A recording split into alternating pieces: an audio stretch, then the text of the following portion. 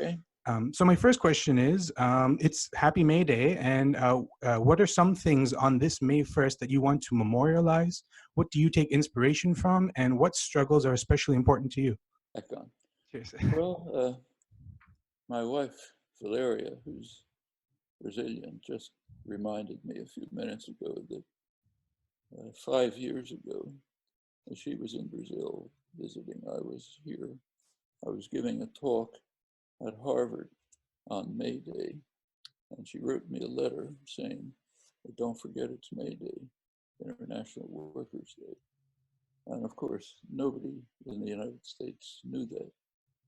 Everywhere else, like in Brazil, of course, they knew it. Everywhere else in the world, they knew it.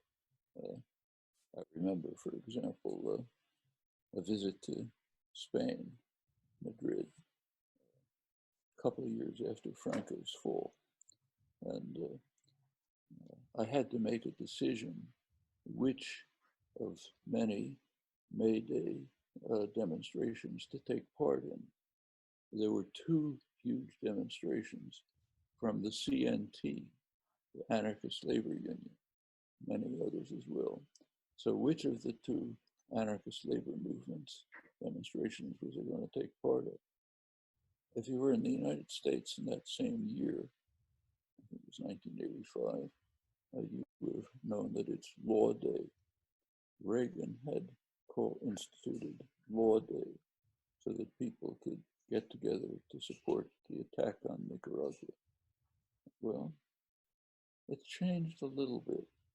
This May Day, today, there are a lot of people in the United States, mostly young people, who actually know what May Day is.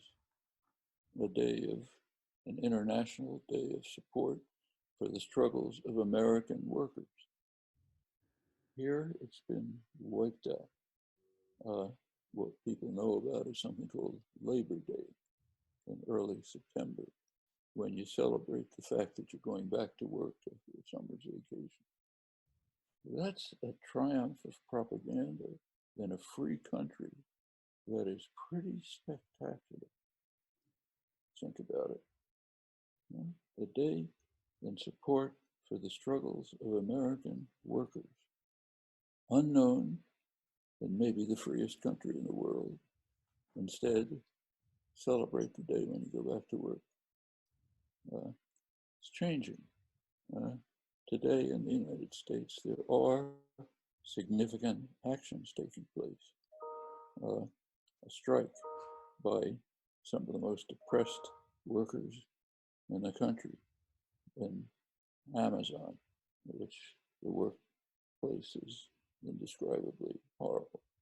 Meat packing plants, others, where the workers, if you look at them, are Mexicans, Afro-Americans, Guatemalans, Salvadorans. They're striking, okay? Now, they're being supported by others. There has been the labor movement was almost completely crushed under first Reagan and Clinton and his successors. The weakest it's been since the 1920s, when there had been a vibrant, lively labor movement in the United States, but it was crushed by force, mainly the liberals. Woodrow Wilson's Red Scare had wiped out the last remnants of it. 1920s is essentially gone. One of the great books of labor history, David Montgomery's, is called The Fall of the Labor Movement, referring to the 1920s. It revived in the 1930s. Took some time. It revived, became very powerful, spearheaded the way to the New Deal. It went on to move towards all sorts of achievements. After the war, the counter-reaction by the business classes who were very class-conscious. Counter-reaction began, continued. They finally got their champion, Reagan. His first act was to smash labor unions, bringing in scabs to break up strikes. Illegal. Every country in the world, practically outside of apartheid, South Africa. But he opened the door for corporations walk through the door. They started bring them in scabs to break up strikes, Caterpillar, and others. Clinton came along with NAFTA, which offered employers the opportunity to break strikes by putting up signs saying transfer operation to Mexico and flooding the workplace with propaganda saying, you try to organize, we're moving to Mexico. It happens to be illegal, but it doesn't matter if you carry out crimes if you have a criminal government. So if the government doesn't enforce the laws, do whatever you like. And so illegal actions by corporate businesses, which grew enormously under Reagan, continued beyond under Clinton. Finally, you get to the point where we are now. The labor movement's very weak, but reviving in interesting ways. Partly what I described back today, but also a couple of years earlier. The revival actually began with teacher strikes in some of the most reactionary places in the country where labor unions had gone. The teachers were striking not just for higher wages, which of course they deserved and was a good pay, but for educational opportunities for children. They were converging on state legislatures saying, pay enough for classrooms for kids, so, facilities so the children can learn. That spread like wildfire. Labor joined in. There's been some major strikes, like GM and others, picking up. There could be what took place in the 1930s. It took a long time then. The Depression hit in 1929. It was 5 years before the strike waves began. The strike waves, when they began, I mean, I have childhood memories of this. This is my early childhood. My family were all involved. First generation immigrants, good, working class, all involved in this. This is all around. The strike waves, once it began, had a number of very significant effects. One thing is it overcame the deep racist antagonisms within the country when blacks and whites started organizing together in CIO strikes. The racism was gone. That had happened before. You go back to the 1890s when the labor movement was really developing. There was tremendous racism, not just blacks, but what were called Huns, anybody from Eastern Europe, Italians, Irish were treated like dogs. As soon as the labor movement began, gone. They're working together for a common cause. The other thing that happened, which is of great significance, is that by the mid-30s, 1935, the workers were starting to carry out sit-down strikes. Now, suppose you're sitting in the management office and you see a sit-down strike. You know something. In 5 minutes, those guys sitting there are going to say, we don't need you. Get lost. We're going to take over the enterprise and run it ourselves. We don't need a bunch of guys telling us how to turn a screw on an assembly line. You can work it out better than you can. You're done. The whole system of control is very fragile. It relies on consent of the subordinates. And it's sort of built into them by decades of intense propaganda. So you're taught to believe that having a job is the most wonderful thing in the world. What's having a job? Having a job means selling yourself for almost your entire waking life to a totalitarian leader who goes beyond anything that Stalin ever thought of. Stalin didn't tell you, you can have a bathroom break now for 5 minutes, or you can talk to a friend for 30 seconds. Here's the clothes you have to wear. So you're turning yourself into virtually a slave for most of your waking life. And that's your highest ideal in life. It wasn't always like that. You go back to the 19th century, when early industrial revolution, working people were bitterly opposed to the industrial system, which was taking away their liberty, their dignity, their freedom, was turning them into virtual slaves of absentee owners. Uh, they wanted to destroy this system. The slogan of the major labor movement, Knights of Labor, was those who work in the mills should own them and run them. You don't need you guys. It took a long time to beat that out of people's heads. Actually, they were picking up on a tradition of 2,000 years. Go back to classical Greece and Rome, and all the way through. The worst attack on human dignity and rights was to make a person dependent on someone else. It's considered virtual slavery, different from slavery only in that it was temporary. But that was a slogan of the Republican Party under Lincoln. Lincoln himself, who was a classical liberal, picked up the 2,000-year tradition that regarded what was commonly called wage slavery as essentially slavery. Have to get rid of it. Well, as I say, it took a long time to beat that out of people's heads. I don't think it's far below the surface. I think it's. I think one of my favorite quotes from you, I think it was from a Bill Moyers interview, was that democracy isn't really a political system, it's a human value, like truth or justice or love. It's one of these things that's endemic to us. And I feel like one of the people you introduced me to, Garal Perovitz, and the New Economy movement provide a vision for what the future could look like. And just about what you're speaking about, what are some things that we should know about things like cooperatives, community land trusts, participatory economics, even credit unions? Actually, Black Lives Matter in Minnesota started an initiative to start their own credit union, to have economic power consolidated. If you could please speak on these, I'm bursting with. And that's right out of American history. Georgism. Extreme America. The most democratic political movement in US history was the populist movement. It's not populism in the sense that the term is used today, which is just a vulgarity. It's the populist movement it was an agricultural country in the late 19th century, began in Texas. Texas farmers moved to Oklahoma, Kansas, and took over the entire Midwest.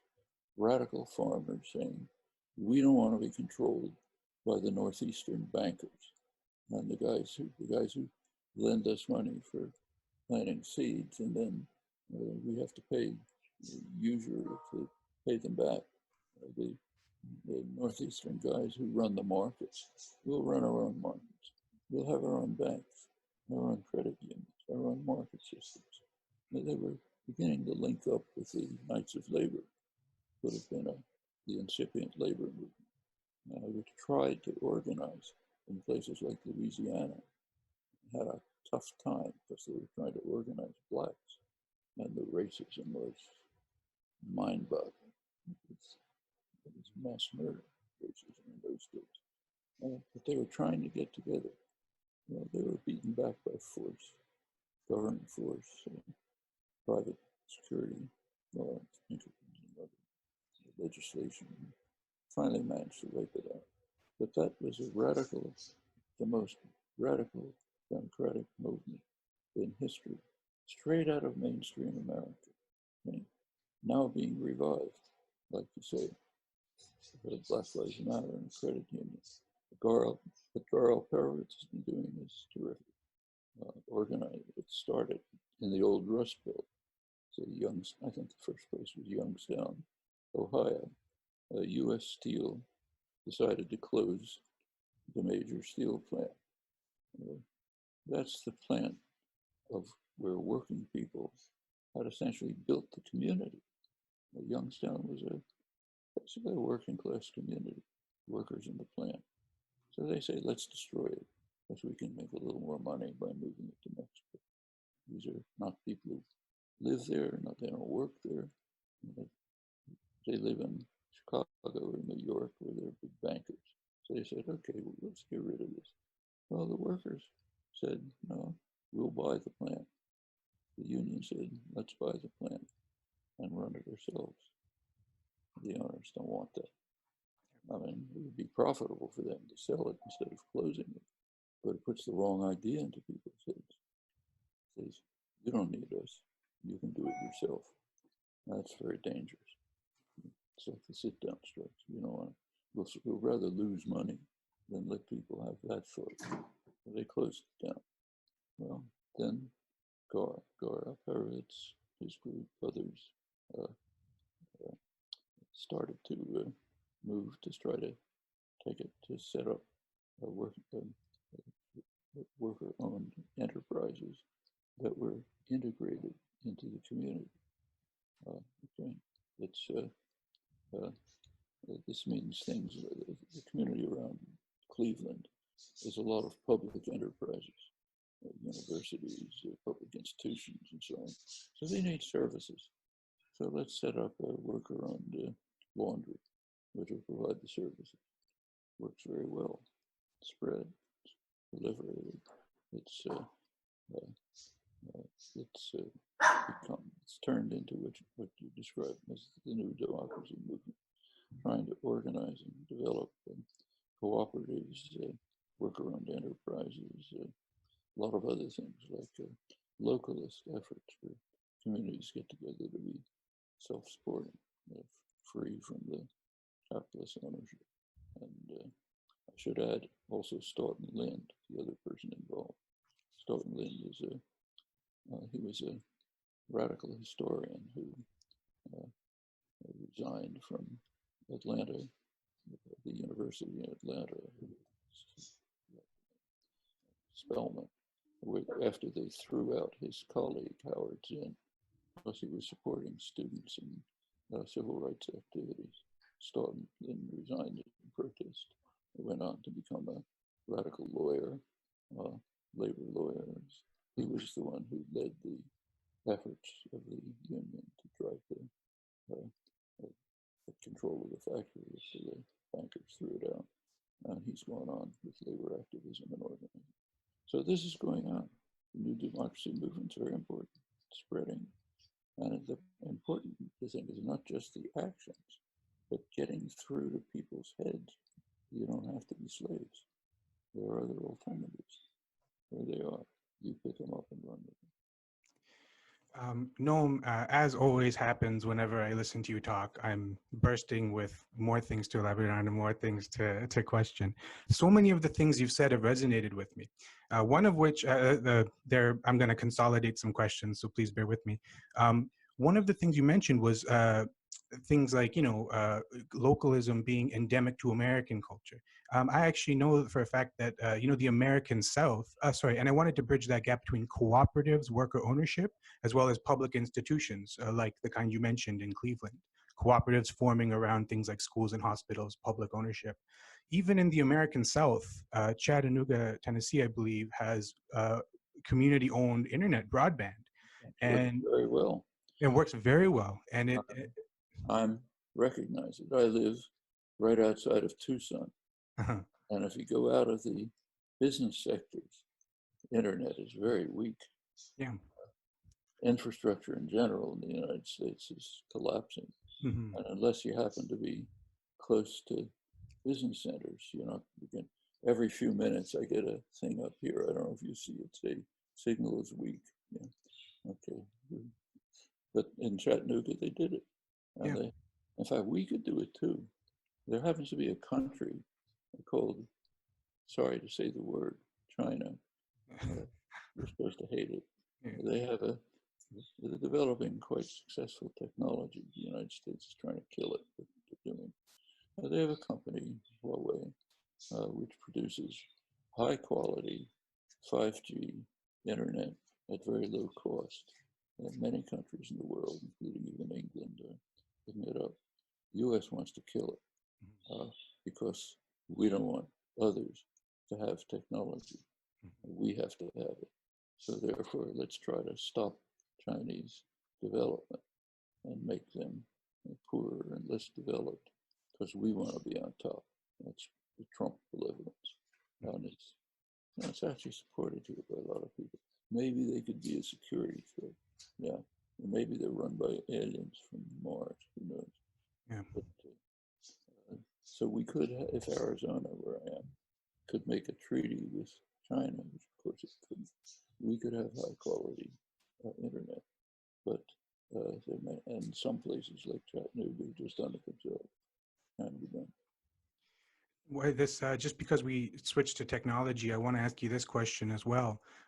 One of the people who I can't believe I didn't know about because they were supposed to be working at the university I went to, Simon Fraser, David F. Noble, a critical technology theorist, which again I learned about from you. He wrote about things like forces of automation in production and kind of the I guess you could call the political economy around technology. And I wanted to ask you, with the recent increase in WhatsApp misinformation, social media, internet trolling, and so on, what your commentary is on the state of technology today, and what are some tactics we can use to combat this and allow technology to help us? Public ownership and worker cooperatives are one of the things we mentioned, but you could just elaborate on it. Just a word about Dave Noble, who's a personal friend. His work is tremendously important. If we had time, it'd be good to talk about it, especially Unknown came out with the wrong conclusions. But It's very incredible. That's just, in fact, he lost his job because he was doing this work. But okay, there's plenty of technology around. Technology is pretty neutral. It doesn't care how you use it. You can use it. It's kind of like a hammer. You can use it to build a house. You can use it to smash somebody's head in. The hammer doesn't care. It's pretty much the same with these technologies, say WhatsApp. So I mentioned my wife's Brazilian. In Brazil, practically everybody's on WhatsApp. It was used by the far right to demonize the political opposition and to win a fraudulent election, which has driven the country into disaster. WhatsApp was used with the opposition was the Labour Party. It was flooded with things like the Labour Party says Jesus is gay. The Labour Party wants the government to put nipples on the children's bottles that look like penises. The Labour Party wants to educate children to be homosexual. I mean, you're talking about a population. A lot of it is, if they're literate, they don't look at any newspapers. They get their information from WhatsApp, stuff that circulates around. You can use it that way. I mean, it pretty much swung the election. The other thing they did was put the most popular candidate in jail on fraudulent charges. And so, and even insist that he couldn't make a statement, unlike mass murderers. This is Lula. In solitary confinement, can't make a statement. That helped them win the election too. But they meant the very harsh, class-conscious elite, and they wanted to destroy the Roth Institute right-wing politics. So that's a way to use WhatsApp. You can also use it to set up demonstrations and organize. Like I don't know for sure, but I suspect the rent strikes, other strikes going on right now were organized through social media. So you can use it that way. It's all there. I mean, the powerful, the reactionaries are going to use it for their purposes. You let them do it, they'll get away with it. You can break them up so they can't do it, and you can use it yourself for positive purposes. I have a follow-up question, just because we talked about organizing, which is something that I've always resonated with. In the early 2000s-ish, one of the big movements there were Ron Paul libertarians in the United States. Ron Paul libertarians? Oh. Libertarians. And this was a constituency in the kind of right-wing base, which was interesting because they stood for, at least on paper, civil liberties and so on. And there was a lot of talk, and still is, about whether that would be a good constituency or part of the kind of current right-wing base to organize and reach out to along progressive principles. So I wanted to ask whether you thought that might be a productive effort, or whether decades of Fox News and Rush Limbaugh type media had kind of made matters too far gone, or in some regards. I mean, I should say that there are points of convergence. For you may recall that in the 1960s, early 70s, there were all sorts of radical publications, lots of openings. It kind of died out by the late 70s until Z Magazine came along. And there was an opening again. But in that interim period, I was publishing with a libertarian journal run by the Cato Institute. We agreed on some things, like anti-interventionism, disagreed radically on other things. But can you reach out? Yes, you can. I think a lot of the people involved in the libertarian movement, I don't think understand it. And if you discuss with them what it is, they change. So what is the so-called libertarian movement? First of all, this is an American concept. Libertarianism traditionally meant something totally different. Left libertarianism, which was basically anarchism. Left anarchism, worker-based anarchism. American-based libertarianism is what you'd expect, business-oriented. American libertarianism says we should all live under private tyrannies. Okay? It says we should rely on the market. We have to get rid of the government. When you get rid of the government in a society like ours, and you rely on the market, what happens? Power shifts from an institution that's partially under public influence to institutions which are totally unaccountable and are pure tyrannies. Private enterprise. What is private enterprise? Unaccountable to the public. And if you listen to the libertarian gurus like Milton Friedman, corporations have one goal: to enrich themselves. That's why Ayn Rand is popular. Nothing but enrich yourself. There's no responsibility to anyone else. Okay? So pure greed, absolutely totalitarian. Decisions from the top go down. You don't have a say in it. Public is out of it. Well, let's transfer decisions to them. Furthermore, by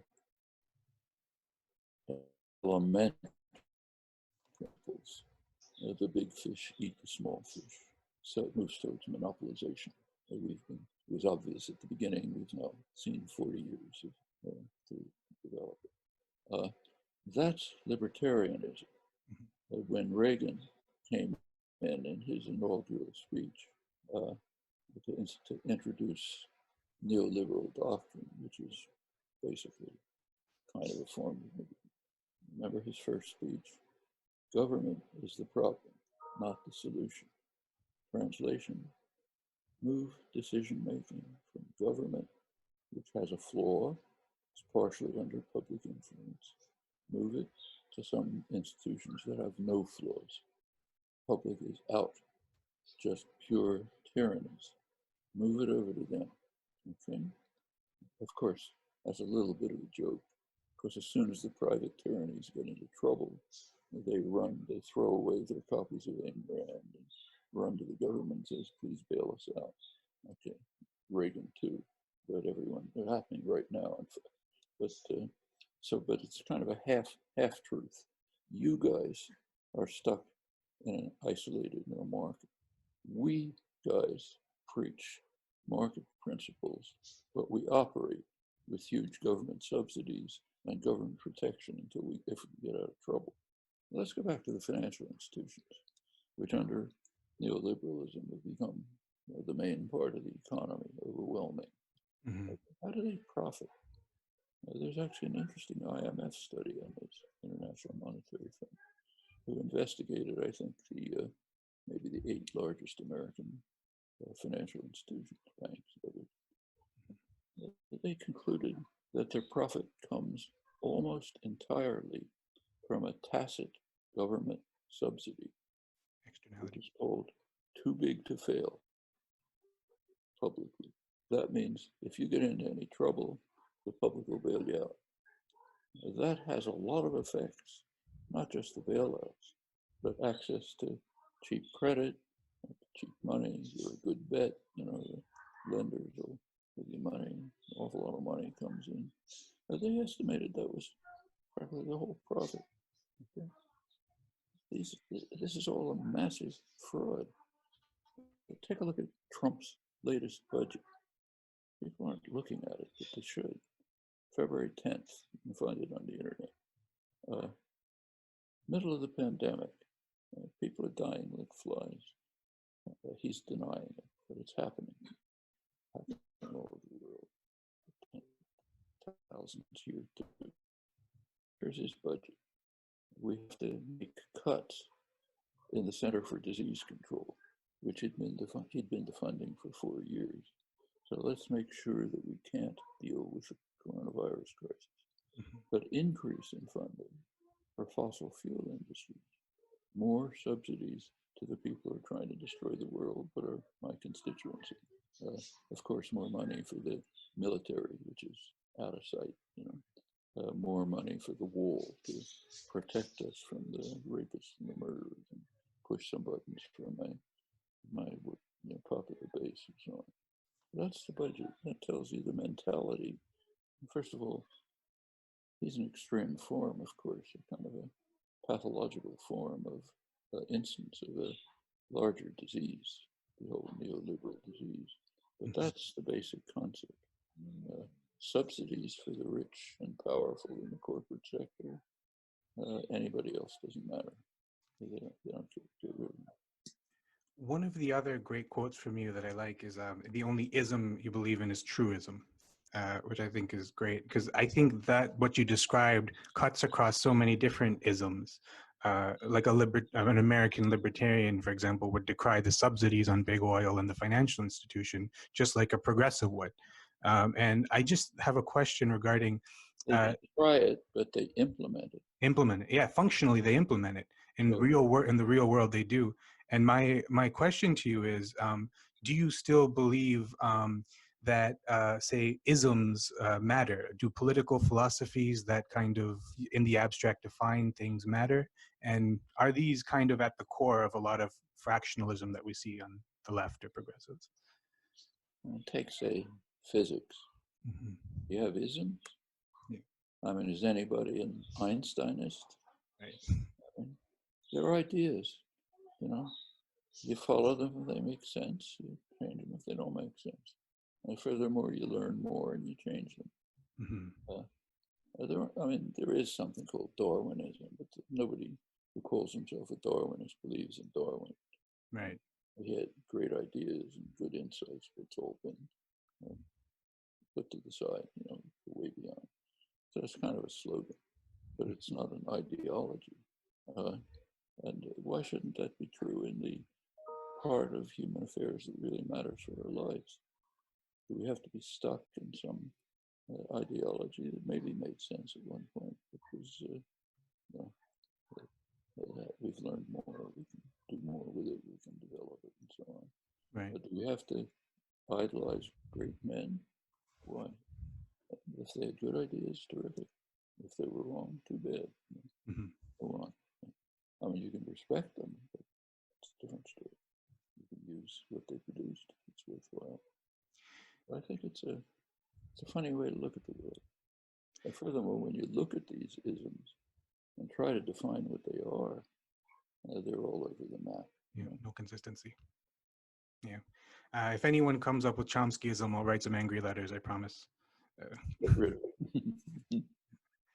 I'm glad we laughed, because this turns into a good question.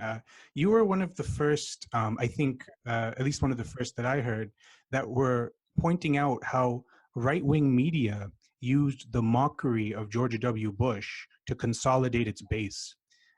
A lot of pundits and so on were making fun of George W. Bush, and this kind of formed a sense of identity and organization point for the right. Do you think this has been intensified under Trump? And do you think that comedy, social satire, or infotainment can ever be helpful? I think it's a double-edged sword. I mean, it's kind of fun for the people who don't like him. Right. But the people who do like him, suppose you're a guy who supports Trump for whatever reason. and you see some satire making him look like an idiot. That's making me look like an idiot. Okay, I'm the one. Maybe I was wrong, but I voted for it. So if you think I'm one of the deplorables, as Clinton put it, okay, I'm going to hate you even more. We hate elites anyway. We're taught to hate elites, not our own, not our bosses. We're not supposed to look at them as those elites that are terrible. And you're showing me where that's right. What do elites do? You make fun of me. You say I'm a redneck. In that case, who walks around with an assault rifle. I mean, I must say, I do it too sometimes. I kind of fall into it. But it's the wrong thing to do. I mean, these are human beings. You reach them, maybe some too far to reach, but they have interests, they have concerns, pay attention to them. Like what we were just saying about libertarianism. Plenty of young libertarians think it's great to be free of government controls. It's not entirely wrong, but let's look into it a little more closely. If you're not free of influence by the government, who is influencing you? Are you really free? How many are free not to take a job? You can starve if you want. Is anybody making decisions about policy? No. If it's not government, who is it? You go on from there. You can make a lot of progress. I think one of the things that it resonates with me a lot is this concept of the double-edged sword. It seems to pervade a lot of things. And this is actually, I should say, a question from a subreddit on called R. Chomsky, where we have a little online community that we are broadly familiar and change the name. Yeah, we'll change the name. Broadly familiar with your work. And one actual question from there was, someone was asking, what is the most consistent thing that has produced positive change in the world? So because of all of these, I know there's no general answer is a big thing in a lot of these cases, but if there is something that you would, a thread that you could pull out of history or your knowledge base that could consistently produce good results. Well, there's a comment by my old close friend, Howard Zinn, died a couple of years ago, friends for many years. I wish I could remember the exact words because it was eloquent, but it was something like, the important people are in the world's history are those unknown people whose small acts provided the basis on which great events took place. So, for example, I don't remember the names, and I presume you don't remember the names of the 4 Black students in Greensboro, North Carolina, who in 1960 decided to sit at a lunch counter at Woolworths. Of course, they were immediately arrested and taken away. Blacks weren't allowed to be there. Could have been the end of it, but it wasn't. The next day, more Black students came. A little later, an organization was formed, SNCC, Student Nonviolent Coordinating Committee. Howard was one of the, and Stoughton Lynn, who I mentioned, 2 of their main supporters. They spread. Some white people, the kids joined in. They began working through the South. They became the freedom riders. They were the ones who were going in buses throughout the South trying to get Black people to free themselves from the very justified fears. No joke. A gang of white gangsters to come in and murder you and family and destroy everything else. Not a joke. Well, they finally helped create a basis for major mass movement. There were major figures like Martin Luther King, who I think very much respect, and I think great figures, but he was riding that wave. If it hadn't been for that, he wouldn't have been able to organize big demonstrations. And I'm sure he would have said the same thing. But those unknown people, they're the ones who get things to happen, happening all the time. right in front of our eyes. You know the names of the kids in the Sunrise Movement who moved the Green New Deal to the center of legislation. Everywhere you look, that's what happens. I mean, occasionally someone stands out who's so dramatic that you know them, like Greta Thunberg, who was very impressive and became someone people know and should respect. But mostly, somebody's got to pick it up.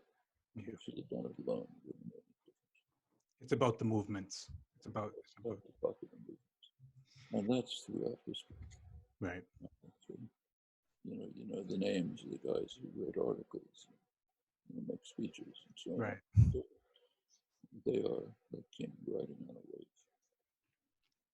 One of the things I had, speaking of knowing things, this is a great segue. I've mentioned a few times, like, one of the great things about you, Noam, is you've been the source of things that, I wouldn't have known otherwise. I mean, David F. Noble, I've loved his work, and he was at my university. Like, he was supposed to teach at SFU. And I didn't know about him until you mentioned it in a talk one time. And the same thing goes with the unspoken truth about Obama's nuclear modernization program. Barely mentioned in the news, and it tripled nuclear capacity. You were one of the few sources I heard it from. Same with with Hajun Chang and a bunch of other sources. You've been a very valuable resource for a lot of people in kind of getting news that informs our perspectives, but isn't necessarily in the mainstream. And so I wanted to ask you, basically, how do you expose yourself to such information? What is your research method like? And specifically, this is more related to the point about Obama's nuclear modernization. How should activists factor geostrategic factors into their own activism? Well, let's take that case. Mm-hmm. It's an interesting case. Mm-hmm. It wasn't his personal goal.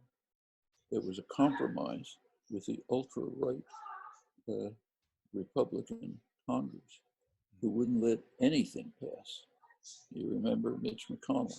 Yes. As soon as Obama was elected, he said, our sole purpose is to make sure you can't do anything. And Mitch McConnell is the most extreme opponent of democracy, probably in American history. He said straight up. So Obama, maybe he should have done it in different ways. My opinion is he could have used those first 2 years of his presidency to do a lot more things.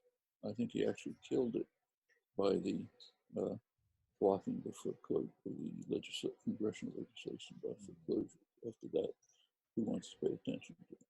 But in this particular case, he was trying to make some kind of a deal with Congress. Okay, I'll give you the huge nuclear expansion program. You let me push through some small thing. I don't agree with that, but there's something behind it. What's the research method? I get a flood of letters from people saying, what research method do you use? You know what the research method is? Look at what's happening.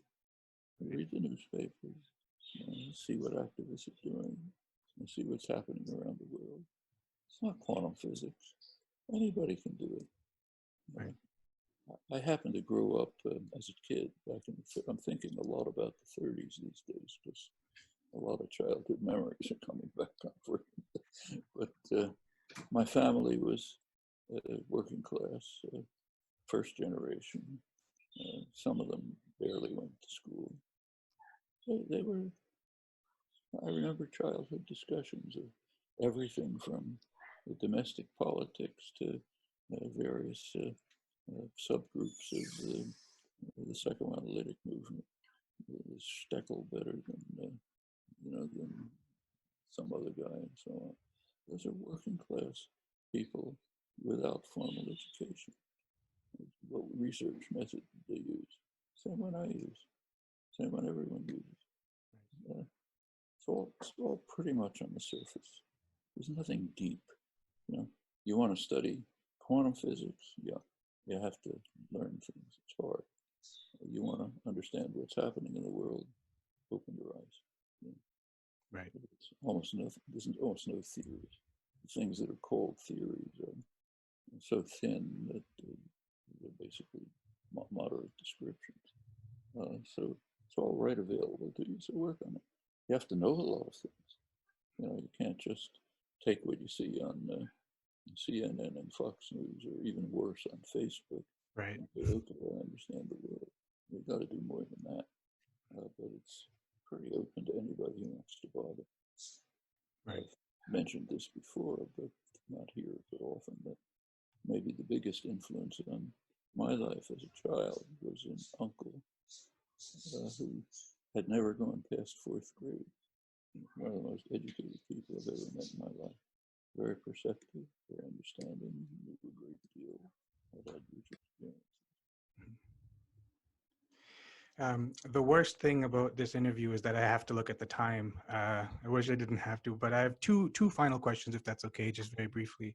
One of which was, I did mention we do have this kind of online community of people who are broadly familiar with your work and resonate with a lot of your work. Your message to the general population has been very, clear and great and well documented. Is there any message you have for the people, like you mentioned, who are a couple questions ago, reading a lot of your stuff and so on? What message do you have with people who are kind of familiar with what you're talking about? Well, one of the striking things today that I notice in comparison to the 1930s is that at that time, the objective conditions were much worse than they are today. But there was a sense of hopefulness, a sense we can get out of this, we can work together, we have rich lives, mostly centered around the labor movement and the opportunities it gave, Right. we can go on. So we'll be okay. We work together, we'll get out of these bars. Very different today. So take the Sanders campaign. Mm-hmm. Sanders didn't win the nomination. All over you read Sanders was a failure. Deep depression. I got letters from young kids saying it's all over, despair. Sanders' campaign was a tremendous success. It changed the whole arena of discussion and debate in the country. And things that couldn't even be mentioned a couple of years ago are right in front. The Democratic Party program, read it. It's to the left of any Democrat, any candidate I can think of since maybe Roosevelt. It didn't happen because they had a revelation, let's go to the left. It happened because of activism and movement. The Sanders campaign brought together a lot of movements. Even electoral like Black Lives Matter and others. And it gave a lot of energy. Young representatives like Ocasio-Cortez were elected. And all those things make a difference. Fantastic success. Done with no corporate funding, no wealthy funding, no media support, just popular activism. I mean, how can you get a greater success than that? And you don't despair. You say, yeah, there was a mild setback. We now pick up and go on. Mm-hmm. I mean, it was a setback when civil rights activists in the South were murdered. Right. That was a setback. They didn't give up. It was okay. We're going on. Any popular movement, anyone you think of in history, has had setbacks. It can't be otherwise. You have a choice. You can say, okay, I'm going to quit. Everything's hopeless. Or you can say, I'm going to pick it up. Go ahead. There are plenty of opportunities now, all over the place. So let's pick it up and run with it. Even the things that got mainstream, like electoral reform and worker ownership, were part of the Sanders campaign, and that was invisible in the public eye. Yeah. But yeah, perfect. Sorry I have one last question because I have to look at the time. You've done so many interviews and you've received thousands of emails, like you said. I wanted to ask you, is there anything you haven't been asked that you wish you'd been asked, or wish you'd been asked more often? And is there anything that you would like to say that you don't often get to say? And also, I know you hate to do it, but if there's any recent reading you'd recommend, that'd be great. Well, there are specific, there's a lot of general things. Mm-hmm. Actually, the kind of things you've been raising and rarely asked about. I think they're deeply important. But there are some specific things, and very important ones, which I found are impossible to get through to people. Right. I don't know why. Now, let's take a very specific one. One of Trump's malignancies, there are many, was to tear up the Iran nuclear deal. Okay? He did it for disgusting reasons. I mean, the things that are said are too ludicrous to discuss. It was Obama's deal. I got to tear it up. Because the only way I can look like a Greek man is tearing up everything we've done in the past. Saying it's the worst thing in history, I'm making it the best thing in history. Okay, that's standard confidence, man. It was very important. The whole world's against it, strongly against it. But the US is so powerful that even the countries that are against it have to abide by it. Europe hates it. They've got to go along with it, or the US kicks them out of the international financial system. There's enormous power and malevolence. So the world hates the United States, but is terrified of it. It's very striking, and with a reason. So they go along. What's the problems? And it's going to lead to serious danger. Could lead to, even as going as far as nuclear war. Certainly raised enormous threats. Suppose, for the sake of argument, we accept the propaganda which is totally false, that Iran's nuclear programs are a danger. Now, let's accept it. Okay? Is there a way to deal with it? Trivial way. Trivial way is to institute a nuclear-free weapon zone in the Middle East. That gets rid of it. What's blocking it? Not Iran, strongly in favor of it. Not the Arab states. They've been pressing for it for 30 years. And not the global south, with 80% of the world's population, strongly in favor of it. Is Europe opposed? Probably not. They don't talk much. You don't want to offend the master, but they're not opposed. Why doesn't it work? One country blocks it, the United States. Most recently, Obama in 2015 comes up regularly in international meetings. The US blocks it. Why? Here we come to research methods. Open your eyes. If you have a nuclear-free weapon zone, Israel's huge nuclear program has to be open to inspection. You can't do that. In fact, the United States doesn't even concede that it exists. Right. Although, of course, everyone knows. Why? If you concede that it exists, you run into American law, which says you can't give aid to a country that's developing nuclear weapons outside the framework of the arms control regime. So in order to safeguard Israel's nuclear weapons and our massive aid to Israel, it's worth threatening the world to blow up. I don't know how many thousands of times I've said this. It cannot be heard. Try it. I mean, people talk to an audience, they understand. But you talk to somebody in the intellectual world, outside of people involved in arms control, they just can't hear it. You can say it any number of times. Nobody can hear it. I mean, if they hear it, they forget it the next second. And this is coming up regularly. It's coming up early next year once again at the NPT review session. And there are a lot of things like that, including the things you've talked about, like why should we have jobs? What's great about being a slave? And things like that. And it's pretty obvious as soon as you start to think about it, but you're trained not to think about it. You have to break through those things. That's the part of, I hope you know, I plagiarized one of your phrases, intellectual self-defense, for the videos I upload. And I think it's a perfect example. You need to have a framework in which you can question these things and get outside of dogma. Well, Noam, I want to be respectful of your time. Thank you. Off to another interview, I'm afraid. Back to back is the life of Noam Chomsky. Thank you so much for joining me. And thank you so much for all you do. Until next time. Yep, thank you. Cheers.